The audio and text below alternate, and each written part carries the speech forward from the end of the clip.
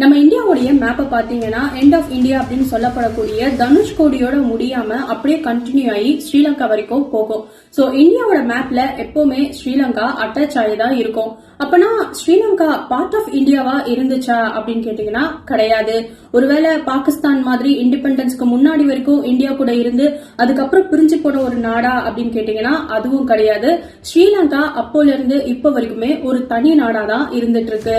அப்படியே எப்பவுமே ஸ்ரீலங்கா இந்தியாவுடைய சேர்ந்து வருதுன்னா இதுக்கு பின்னாடி இருக்கக்கூடிய ஜியோ பொலிட்டிக்கல் ரீசன் ஸ்ரீலங்கா இந்தியாவுடைய கடல் எல்லை பகுதிக்குள்ள வர்றதுனாலதான். இத மேரிடைம் லா அண்ட் ப்ராக்சிமிட்டி அப்படின்னு சொல்லுவாங்க.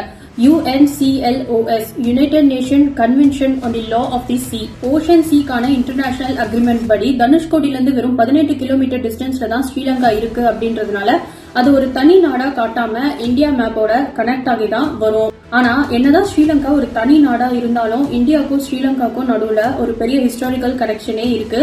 அதுதான் ராமர் பாலம். சில யுகங்களுக்கு முன்னாடில இருந்தே இந்தியாவுக்கும் ஸ்ரீலங்காக்கும் ஒரு கனெக்ஷன் இருந்திருக்குது. அண்ட் அது மட்டும் இல்லாம கடல் கடந்து போய் நம்மளுடைய தமிழ் மன்னர்கள் நிறைய பேர் ஸ்ரீலங்கால இருக்கிற சில பகுதிகளை ஆட்சி பண்ணிருக்காங்க.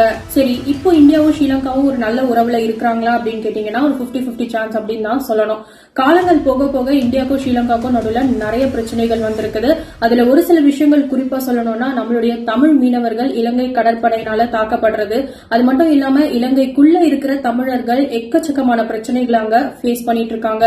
சரி, இந்த ரெண்டு நாடுகளுக்கு நடுவுல இவ்வளவு பிரச்சனை போயிட்டு இருக்கும் பொழுது ஒருவேளை இந்தியால இருந்து ஸ்ரீலங்காவை கனெக்ட் பண்ற மாதிரி ஒரு ஸ்ட்ராங்கான கனெக்ஷனை உருவாக்குற மாதிரியான ஒரு பிரிட்ஜ், அதாவது நம்மளுடைய தனுஷ்கோடியில இருந்து தலைமன்னார் வரைக்கும் போட்டா என்ன ஆகும் யோசிச்சு பாருங்க.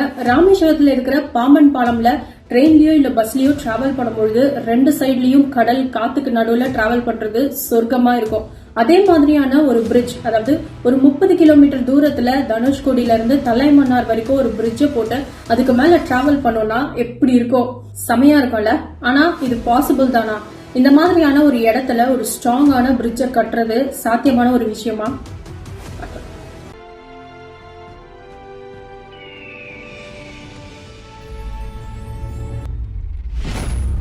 இந்தியா ஸ்ரீலங்காக்கு நடுவில் பாலம் போடுறதுக்கு முன்னாடி ஃபர்ஸ்ட் நம்ம இந்தியா ஸ்ரீலங்காக்குள்ளே இருக்கக்கூடிய ஹிஸ்டாரிக்கல் அண்ட் ஜியாகிரபிக்கல் கனெக்ஷனை பற்றி தெரிஞ்சுக்கணும். அப்போ நம்ம எவ்வளோ ஆண்டுகள் பின்னோக்கி போகிற மாதிரி இருக்கும்? ஆண்டுகள் அப்படின்னு சொல்கிறத விட சில யுகங்கள் தாண்டி போகணும் தான் சொல்லணும்.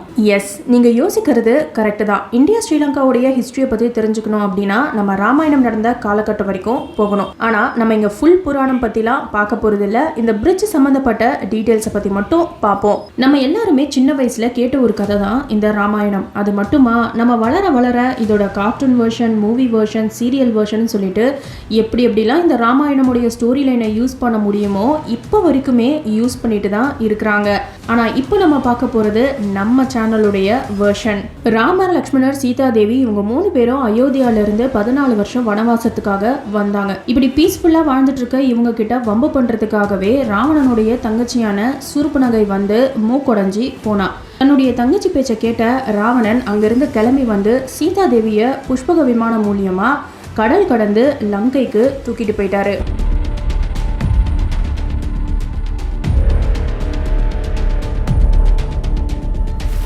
லங்கால மாட்டிட்டு இருந்த சீதா தேவியை மீட்டுட்டு வர்றதுக்காக ராமர், ஹனுமன் அவருடைய படையெல்லாம் சேர்ந்து இந்தியாவிலேருந்து ஸ்ரீலங்கா போகிறதுக்கு ஒரு மிதக்கும் பாலம் ஒன்று போட்டாங்க.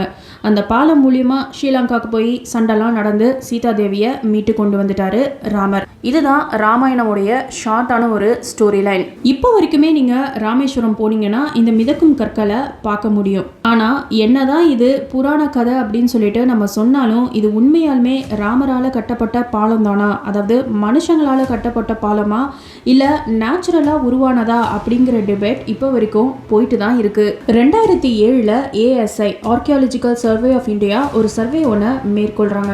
அதுல இந்த பிரிட்ஜ் மனுஷங்களால கட்டப்பட்டது அப்படிங்கிறதுக்கான எந்த ஒரு எவிடன்ஸும் இல்லை அப்படின்னு சொல்லிட்டு கிளைம் பண்றாங்க. அதே மாதிரி நாசாவுடைய சேட்டலைட் இமேஜும் இது ஹியூமன்ஸ் கன்ஸ்ட்ரக்ட் பண்ண ஒரு பிரிட்ஜ் கிடையாது, இதுக்கு எந்த ஒரு எவிடன்ஸும் இல்லை அப்படின்னு சொல்லிட்டு கன்ஃபார்ம் பண்றாங்க. மறுபடியும் 2021 நம்ம இந்தியன் கவர்மெண்ட் அப்ரூவல் கொடுத்து இந்த ராமர் பாலம் அண்டர் வாட்டர் சயின்டிஃபிக் ஸ்டடிக்கு உட்படுத்துறாங்க. உண்மையாவே இந்த பாலம் மனுஷங்களால கட்டப்பட்டதா, இதோட ஏஜ், ஃபார்மேஷன் சொல்லிட்டு நிறைய ஆராய்ச்சிகளை இதுல மேற்கொள்றாங்க. ஹிஸ்டாரிக்கல் டீட்டெயில்ஸ் படி இந்த பாலம் 1.7 மில்லியன் ஆண்டுகள் பழமையானதுனோ 1480களில் இது முழுசா கடலுக்குள்ள மூழ்கி போனதா சொல்லப்படுது. இந்த பாலத்துக்கு இன்னொரு பேரும் இருக்கு, ஆடம்ஸ் பிரிட்ஜ். இஸ்லாமிய புராண கதைகளின்படி ஆடம் அப்படிங்கிறவரு வானத்திலிருந்து பூமியில விழுந்த ஒரு இடம் தான் இந்த ஸ்ரீலங்கா. அங்கிருந்து அவரு இந்த பாலம் மூலியமா தான் நடந்து வந்தாரு. அதனால இது ஆடம்ஸ் பிரிட்ஜ் அப்படின்ற மாதிரி அழைக்கப்படுது. அதே மாதிரி பிரிட்டிஷ் நம்மளுடைய நாட்டை ரூல் பண்ண காலத்துல இந்த ஆடம்ஸ் அப்படிங்கிற பேர் ரொம்பவே பாப்புலரா இருந்ததுனால ஜியோகிராபிக்கல் லொகேஷன்ல ஆடம்ஸ் பிரிட்ஜ் அப்படின்ற மாதிரி பேர் வந்துச்சு. தொடர்ந்து டிஸ்கவரி சேனல்ல ராமர் பாலத்தை பத்தியான ஒரு டாக்குமெண்ட்ரி ஒன்று ரிலீஸ் பண்றாங்க, ஏன்ஷியன்ட் லேண்ட் பிரிட்ஜ். இதுல அவங்க என்ன சொல்லியிருக்கிறாங்கன்னா, இந்த பாலத்துக்கு மேல இருக்கிற மணல் 4000 ஆண்டுகள் பழமையானதுனோ ஆனா அதுக்கு மேல இருக்கிற பாறைகள் 7000 ஆண்டுகள் பழமையானதுன்னு சொல்றாங்க. அது எப்படி ஒரு பாலத்துல அங்க இருக்கக்கூடிய மணல் 4000 வருஷங்கள் பழமையானதுனோ ஆனா அங்க இருக்கக்கூடிய பாறைகள் அதையும் தாண்டி 7000 வருஷங்கள் பழமையானதா இருக்க முடியும் அப்படின்னா இந்த பாறைகள் எல்லாம் யாரோ கொண்டு வந்துதான் இங்க வச்சிருக்கிறாங்க. ஸோ இதில் கண்டிப்பாக ஹியூமன்ஸுடைய இன்வால்மெண்ட் இருக்குது. இந்த பாறைகளை யாரோ கொண்டு வந்து தான் இந்த பாலத்தை கட்டியிருக்கிறாங்க அப்படின்ற மாதிரி சொல்கிறாங்க.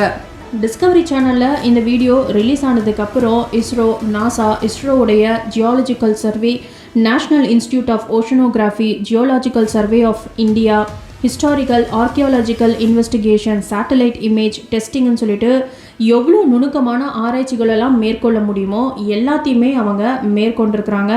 ஆனாலும் இது நேச்சுரலாக ஃபார்ம் ஆனதா இல்லை ஹியூமன்ஸால் க்ரியேட் பண்ணப்பட்டதா அப்படின்னு சொல்லிட்டு இப்போ வரைக்குமே ஒரு கன்க்ளூஷனுக்கு வர முடியல. ராமர் பாலம் இப்போ வரைக்குமே மிஸ்ட்ரியாக தான் இருந்துகிட்ருக்கு. ஸோ இதெல்லாம் மித்திக்கல் ஹிஸ்ட்ரி. ராமாயணத்துக்கு அப்புறம் மன்னர்கள் நம்ம நாட்டை ஆண்ட காலகட்டத்தில் குறிப்பாக சோழர்கள், Rajaraja Chola northern part of ஸ்ரீலங்காவை 1993 ADயில் ஆண்டாங்க. தமிழ் ராஜாக்கள் இந்த ஸ்ரீலங்காவை ஆண்டதுக்கு அப்புறம் தான் தமிழ் பேசுகிற மக்கள் அங்கே இருந்தாங்களா அப்படின்னு பார்த்தீங்கன்னா கிடையாது. அதுக்கு முன்னாடியிலேருந்தே ஸ்ரீலங்காவில் நிறைய தமிழ் மக்கள் இருந்திருக்கிறாங்க. சோழா டைனாசிட்டி டைமில் இங்கே நிறைய பேர் ஸ்ரீலங்காவில் போய் செட்டில் ஆக ஆரம்பித்தாங்க. ஏன்னா இந்தியா ஸ்ரீலங்காவுக்கு நடுவில் இருக்கிற கடல் வழி பயணம் ரொம்ப ரொம்ப கம்மி டிஸ்டன்ஸ் அப்படிங்கிறதுனால நிறைய தமிழ் ட்ரேடர்ஸ், செயிலர்ஸ், மர்ச்சன்ட்ஸ்ன்னு சொல்லிட்டு இங்கே வந்து செட்டில் ஆக ஆரம்பித்தாங்க.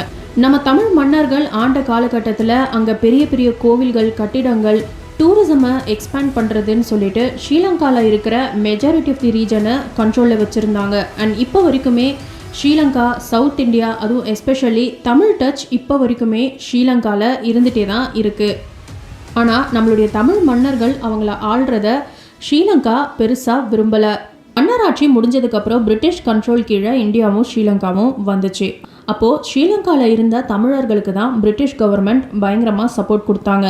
அவங்களுக்கு தான் சிவில் ஜாப்ஸ், எஜுகேஷன் சொல்லிட்டு எல்லாத்துலேயுமே முக்கியத்துவம் கொடுக்கப்பட்டது. ஏன்னா அவங்களுடைய இங்கிலீஷ் பேஸ் நல்லா இருக்கிறதுனால அந்த இடத்துல சிங்களீர்கள் ஒதுக்கப்பட்டாங்க. இண்டிபெண்டன்ஸ் கிடச்சதுக்கப்புறம், அதாவது 1948க்கு அப்புறம் ஸ்ரீலங்காவில் மெஜாரிட்டி கவர்மெண்ட் ஆட்சிக்கு வந்தாங்க. அதுக்கப்புறம் அங்கே இருந்த சுச்சுவேஷன் அப்படியே தலைகீழாக மாறுச்சு. த சிங்களா ஒன்லி ஆக்ட் 1956 வந்ததுக்கப்புறம் ஸ்ரீலங்கன் லாங்குவேஜ் அஃபீஷியல் லாங்குவேஜாக அறிவிக்கப்பட்டது. Politics, government job, university admission சொல்லிட்டு இது எல்லாத்துலேயுமே சிங்களீர்களுக்கு மட்டும்தான் முக்கியத்துவம் கொடுக்கப்பட்டது. தமிழ் மக்கள் அங்கே ஒதுக்கப்பட்டாங்க. இதை அப்படியே விட்டுற முடியாது அப்படின்னு சொல்லிட்டு பிளாக் ஜூலை 1983 பயங்கரமான ஒரு சிவில் வார் ஸ்ரீலங்காக்குள்ள ஆரம்பிச்சுது. இதில் 3000க்கு மேலே தமிழ் மக்களுடைய வீடுகள், கடைகள், ஃபேக்டரிஸ், கோவில்கள்னு சொல்லிட்டு இது எல்லாமே சூறையாடப்பட்டுச்சு.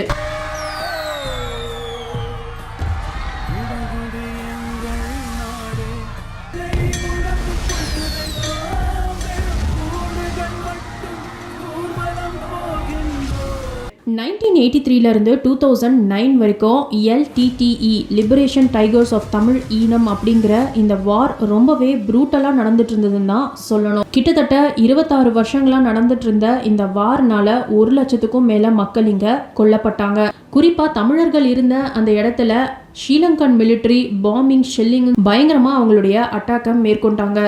இந்த வார் ரொம்பவே ப்ரூட்டலாக நடந்துட்டு இருந்த சமயத்தில் எல்லாத்தையுமே இழந்த தமிழர்கள் ஸ்ரீலங்காவில் இருந்து கிளம்பி இந்தியா, கனடா, யூரோப், ஆஸ்திரேலியான்னு சொல்லிட்டு வந்து செட்டில் ஆயிட்டாங்க. அண்ட் இப்போ நார்தன் பார்ட் ஆஃப் ஸ்ரீலங்காவில் அதுவும் வெறும் 15% தமிழ் மக்கள், அதாவது 22 மில்லியன் பாப்புலேஷன் இருக்கக்கூடிய ஸ்ரீலங்காவில் வெறும் 3.3 மில்லியன் தமிழ் மக்கள் மட்டும்தான் இருந்துட்டு இருக்காங்க. ஆனால் இப்போவும் அவங்க நிறைய பிரச்சனைகளை அங்கே ஃபேஸ் பண்ணிட்டு தான் இருக்கிறாங்க. இது ஸ்ரீலங்காக்குள்ள நடக்கக்கூடிய பிரச்சனை. ஆனால் நம்ம இந்தியா ஸ்ரீலங்காக்கு நடுவுலையும் நிறைய கான்ஃப்ளிக்ஸ் வந்துட்டே தான் இருக்குது. இதுக்கு ஒரு மேஜரான காரணம் ஒரு இடம், அதாவது கச்சத்தீவு. நம்மளுடைய தமிழ் மீனவர்களை இலங்கை கடற்படையினர் அடிக்கடி தாக்குறதுக்கான காரணம். ஸோ இதோட ஷார்ட்டான ஸ்டோரி என்ன, ஸ்ரீலங்காவில் இருக்கக்கூடிய ஜெஃப்னா பெனின்சுலா மிடில் இருக்கக்கூடிய இடம் தான் இந்த கச்சத்தீவு. ஹிஸ்டாரிக்கலாகவும் சரி ஜியாகிரபிக்கலாகவும் சரி இந்த 2 நாடுகளுமே இந்த தீவை பயன்படுத்திட்டு இருந்தாங்க, குறிப்பாக நம்ம தமிழ் மீனவர்கள். ஆனால் 1974 இந்தியா இந்த ஐலாண்ட் முழுக்கவும் ஸ்ரீலங்காவுக்கு தான் சொந்தம் அப்படின்ற மாதிரி விட்டு கொடுத்துட்டாங்க. இதுக்கு ஒரு பைலேட்ரல் அக்ரிமெண்ட் அப்போ பிஎம்மா இருந்த இந்திரா காந்தியால் சைன் பண்ணப்படுது. அக்ரிமெண்ட்டை சைன் பண்ணுறதுக்கு முன்னாடி தமிழ்நாடு ஸ்டேட் கிட்ட எந்த ஒரு ஒப்பீனியனுமே கேட்காம இந்த இடத்த அப்படியே ஸ்ரீலங்காவுக்கு விட்டு கொடுத்துட்டாங்க. ஸோ இந்த அக்ரிமெண்ட்டில் அப்படி என்ன போட்டிருந்ததுன்னா, கச்சத்தீவு அப்படிங்கிற இந்த இடம் ஸ்ரீலங்காவோட டெரிட்டரி பேஸில் வரும். ஸோ இங்கே இந்தியன் ஃபிஷர்மேன்ஸ் அவங்களுடைய வலைகளை காய வைக்கலாம், ரெஸ்ட் எடுக்கலாம், ஆனால் மீன் பிடிக்க கூடாது அப்படிங்கிறது தான் இந்த அக்ரிமெண்ட் தெளிவாக சொல்லுது. பல வருஷங்களாக இந்த இடத்துல மீன் பிடிச்சி பழகி போன நம்மளுடைய மீனவர்கள், அது மட்டும் இல்லாமல் இந்த இடத்துல தான் மீன் வளம் ரொம்பவே ஜாஸ்தியாக இருக்கும் அப்படின்றதுனால தங்களுடைய வழக்கத்தை மாற்றிக்க முடியாமல் அப்பப்போ இந்த தீவுக்கு போய் மீன் பிடிச்சி இலங்கை கடற்படை கிட்ட மாட்டிக்கிறாங்க. இலங்கை கடற்படை அடிக்கடி இவங்களை பிடிச்சி வச்சுக்கிறது, இவங்களுடைய படகை சேதப்படுத்துறது, வலைகளை அறுத்து விடுறதுன்ற மாதிரியான நிறைய விஷயங்களை பண்ணுறாங்க. இதை பற்றி நம்மளுடைய தமிழக அரசு என்னதான் சென்ட்ரல் கவர்மெண்ட் கிட்ட முறையிட்டாலும் எந்த ஒரு நடவடிக்கையும் எடுத்த மாதிரி தெரியல. அது மட்டும் இல்லாமல் ஸ்ரீலங்கா இது எப்பயோ முடிக்கப்பட்ட ஒரு விஷயம், இந்த தீவு எங்களுக்கு தான் சொந்தம் அப்படின்றதுல ரொம்பவே உறுதியாக இருக்கிறாங்க. அண்ட் இப்போ வரைக்குமே இந்த பிரச்சனை போயிட்டு தான் இருக்கு. சரி, இப்போ நம்ம இந்த பிரிட்ஜுக்கு வருவோம். தனுஷ்கோடியிலேருந்து தலைமன்னார் வரைக்கும் இருக்கக்கூடிய டிஸ்டன்ஸ் ரொம்ப ரொம்ப கம்மி. அதனால இந்த இடத்துல ஈஸியாவே ஒரு பிரிட்ஜை கட்டிட முடியும் அப்படின்னு நினைச்சீங்கன்னா அதுதான் கிடையாது. இந்த இடத்துல ஒரு ஸ்ட்ராங்கான பிரிட்ஜை கன்ஸ்ட்ரக்ட் பண்றது அப்படிங்கிறது கொஞ்சம் கஷ்டம், இல்ல ரொம்பவே கஷ்டம் அப்படின்னே சொல்லலாம். ஜியோ பொலிட்டிக்கல் ரீசன் படி இந்த இடம் ரொம்பவே ஃப்ரிஜைல் அண்ட் ஷாலோ வாட்டர் இருக்கக்கூடிய ஒரு பகுதி. அதாவது இந்த இடத்துல கடல் ஆழம் அப்படிங்கிறது ரொம்பவே கம்மியா இருக்கும். அண்ட் அதுக்கு மேல மணல் தேக்குகள் பாறைகள்லாம் இருக்கிறதுனால ஒரு பிரிட்ஜுக்கான ஸ்ட்ராங்கான பேஸை இந்த இடத்துல கட்டுறது அப்படிங்கிறது ரொம்ப ரொம்ப கஷ்டமான ஒரு விஷயம். அதையும் தாண்டி நம்ம ஒரு பிரிட்ஜை இந்த இடத்துல கட்டுறோம் அப்படின்னாக்கா நேச்சுரல் டிசாஸ்டர்ஸ் அப்படின்னு சொல்லப்படக்கூடிய சைக்ளோன் இந்த இடத்துல ரொம்பவே சிவியரா இருக்கும். அதனால கட்டின பிரிட்ஜை மெயின்டைன் பண்றது அப்படிங்கிறது ரொம்பவே ஒரு கஷ்டமான ப்ராசஸா மாறிடும். அண்ட் அதுக்கும் மேல இந்த பகுதி ஃபுல்லாமே நிறைய வித்தியாசமான கடல்வாழ் உயிரினங்கள் இருக்கு. அண்ட் இந்த இடம் ஃபுல்லாமே பாதுகாக்கப்பட்ட பகுதியில தான் வரும். அண்ட் இது எல்லாத்த விட ரொம்ப முக்கியமா இந்த இடம் 2 நாடுகளுடைய சர்வதேச எல்லை பகுதியில வருது. ஸ்ரீலங்கா பெர்மிஷன் கொடுத்தா மட்டும்தான் இந்த இடத்துல நம்மளால ஒரு பிரிட்ஜை கன்ஸ்ட்ரக்ட் பண்ண முடியும். சப்போஸ் ஸ்ரீலங்கா இந்த ப்ராஜெக்ட் ஒத்துக்கிட்டாங்கன்னா ஸ்ரீலங்காக்குள்ள இருக்கிற ட்ரேட் அண்ட் டூரிசம் வளரும். பட் அதே சமயத்துல அங்க security problem, immigration problem, border problem சொல்லிட்டு இந்த பாலத்தினால கிரியேட் ஆகுற மாதிரி இருக்கும். இந்த ரீசன்னாலதான் சேது சமுத்திர ப்ராஜெக்ட் இப்ப வரைக்கும் கிடப்புல கிடக்குது.